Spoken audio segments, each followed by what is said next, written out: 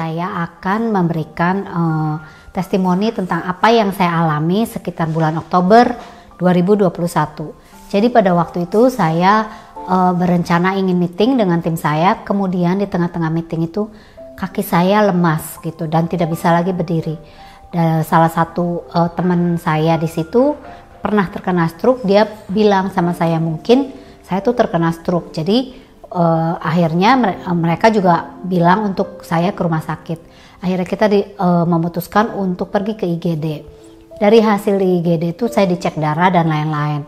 Kemudian dokter jaga pada waktu itu bilang, oh ini oke kok hasil cek darahnya. Memang ada darah saya sedikit tinggi, tapi kayaknya saya juga pikir ini bukan stroke ya, karena 150 waktu itu. Tapi ketika dokter itu bilang saya untuk pulang dan rawat di rumah saja, saya bilang sama suami saya bahwa kaki saya makin mati rasa, kaki saya makin gak bisa gerak. Jadi akhirnya saya memutuskan untuk rawat inap. Setelah rawat inap, salah satu dokter itu mendiagnosa, awalnya saya didiagnosa tuh GBS ya. Itu adalah salah satu penyakit autoimun. Tapi dia juga merujuk saya ke salah satu dokter saraf untuk dicek lagi, dilihat lagi. Kemudian setelah dokter syaraf ini merujuk kita untuk MRI, dari hasil MRI itu ketahuan bahwa saya mengalami spinal cord injury di leher. Dokternya waktu itu bilang ke kita bahwa ini harus dioperasi dalam waktu 72 jam.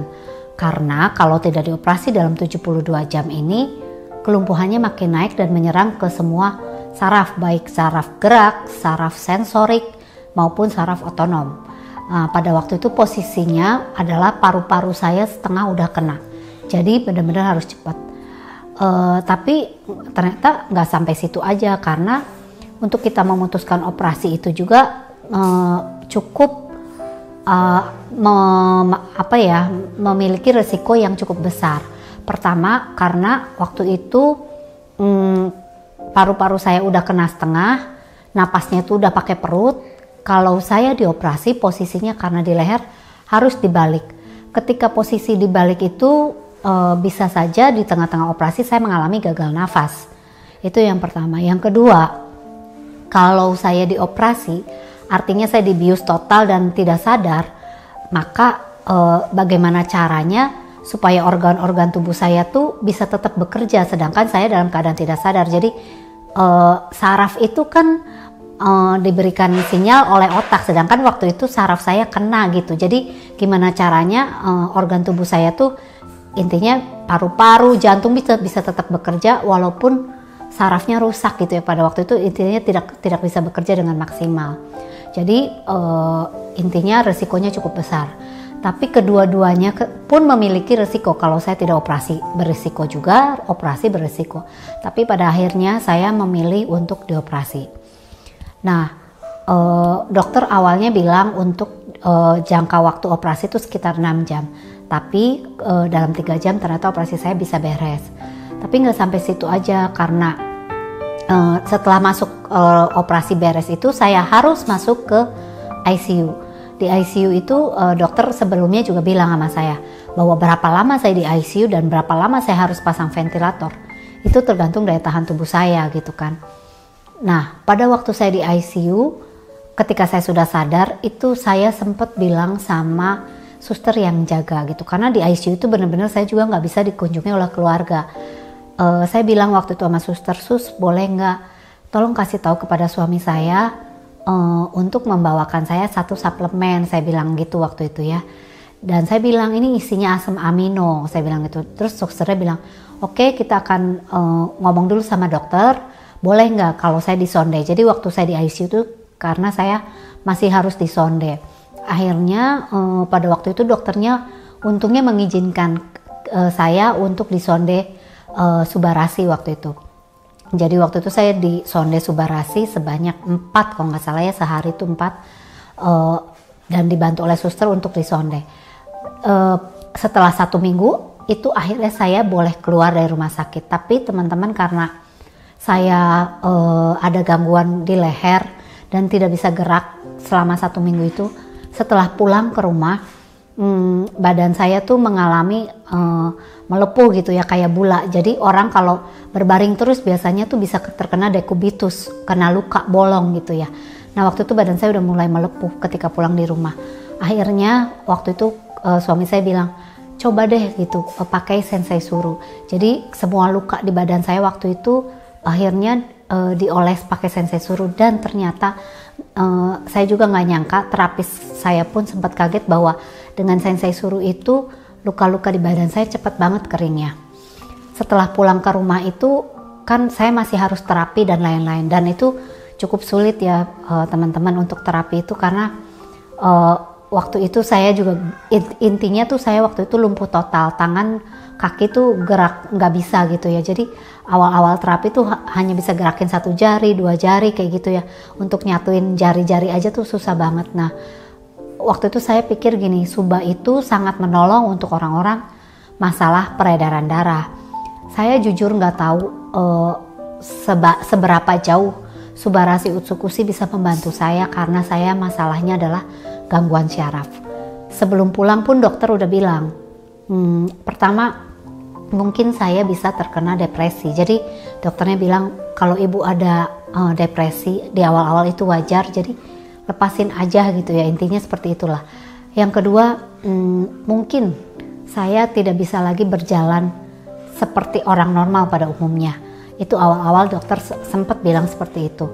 Jadi waktu itu ketika saya pulang ke rumah pun, kalau Bapak Ibu tahu orang stroke juga biasanya gitu. Jadi tidur tuh harus diganjel bantal semua, karena nanti ininya bisa dislokasi dan lain-lain.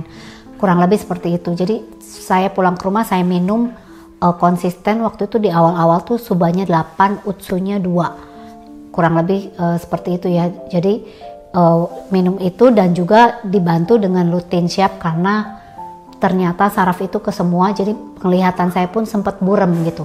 Waktu awal duduk itu kan kalau orang biasa berbaring untuk pertama kali duduk tuh pusing banget kayak mau jatuh, saya nggak bisa stabil badannya.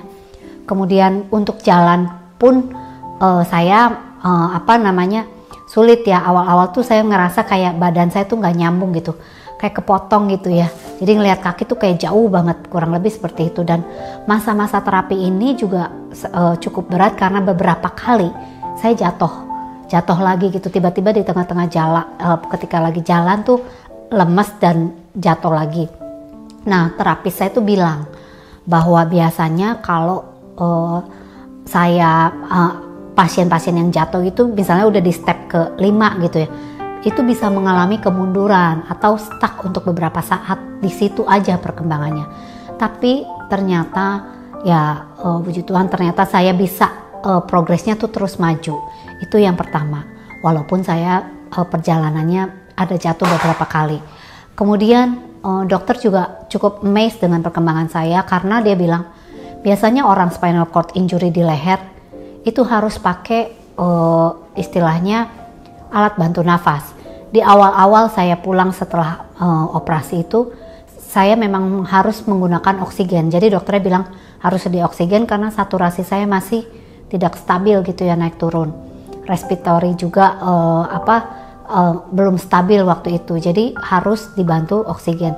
Tapi ternyata di bulan kedua itu saya udah bisa lepas oksigen gitu ya, jadi saya tidak perlu lagi oksigen. Jadi dokternya juga cukup kaget gitu, karena saya nggak ada sesak napas dan lain-lain, dan saturasi saya pun udah mulai membaik gitu. Jadi seperti itu.